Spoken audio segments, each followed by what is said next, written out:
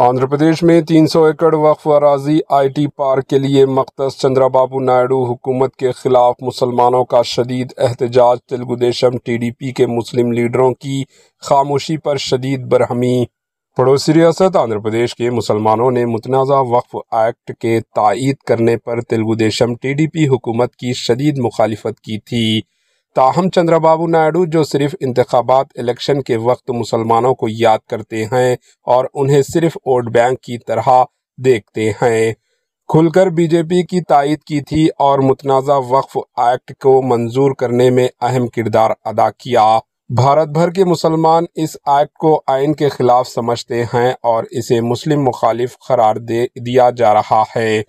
آندھرا پردیش حکومت نے گنٹور میں 300 ایکڑ سے زائد اراضی کو آئی ٹی پارک کی تعمیر کے لیے مختص کر دیا، جس کے بعد ریاست آندھرا پردیش بھر کے مسلمانوں میں شدید غم و غصہ دیکھا جا رہا ہے۔ کچھ مسلم رہنماؤں نے پیر کو منعقدہ ہفتے واری عوامی مسائل حل پروگرام کے دوران اس مسئلے پر پروٹیسٹ درج کروایا۔